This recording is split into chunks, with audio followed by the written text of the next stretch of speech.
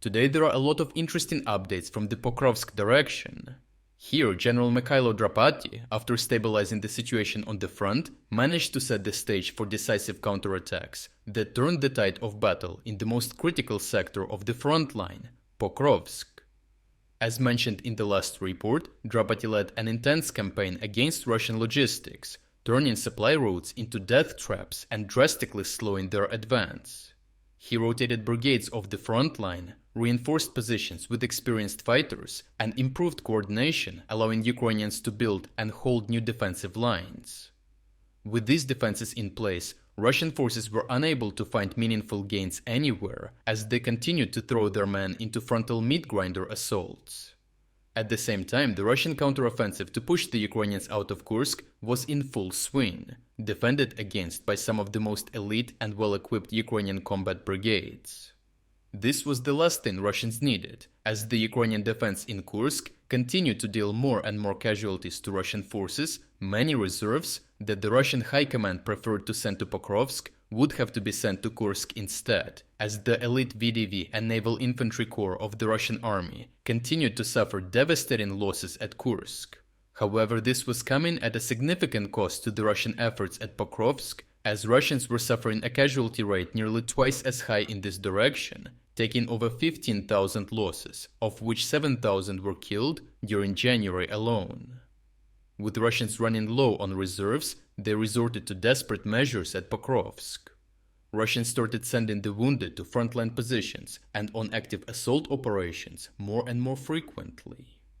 Recognizing the situation was shifting in their favor, Drapaty ordered his forces to prepare a decisive series of counterattacks in the Pokrovsk direction, planning to implement the lessons he learned from his previous offensives into this situation.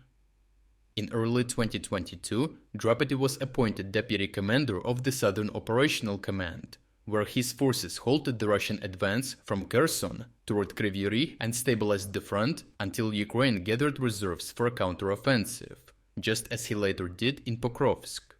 He coordinated precision strikes on Russian supply routes, including key bridges, cutting off reinforcements, and weakening Russian frontline troops ahead of Ukraine's offensive.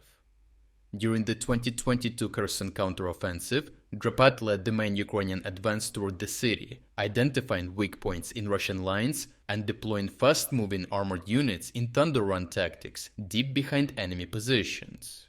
His men credit his leadership as playing a key role in the eventual liberation of Kherson, as he gained significant popularity amongst Ukrainian people for his actions.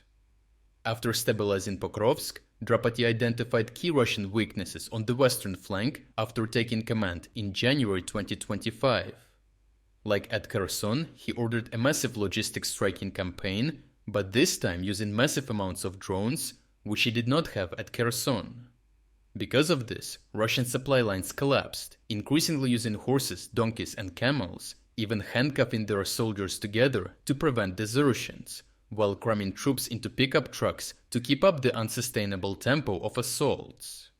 Subsequently, he deployed quick thunder run assault tactics with mechanized assault units to strike at the weakest points in Russian defenses near Kotleny Pishane and Uspenivka, chipping away at Russian defenses. After these successful operations, he ordered larger counterattacks to clean up the fragmented Russian positions, retaking several key settlements and fortifications to enhance Pokrovsk's defense. This resulted in the Ukrainian forces effectively retaking lost territories in the Pokrovsk direction for the first time in over 1.5 years of constant defense. What is even more significant is that the counterattacks restored control over the most important and well-fortified parts of the defense line in front of Pokrovsk, pushing Russians back into the empty fields. Overall, the appointment of Mykhailo Drapaty as the commander of Ukrainian forces near Pokrovsk allowed them to retake the initiative in one of the most difficult parts of the front and go on the offensive. Drapaty's ability to coordinate the soldiers under his command, listen to their input, and incorporate previous lessons learned into an ever-changing battlefield proved to be the key to Ukrainian success. Lastly, our spring sale ends in just several hours.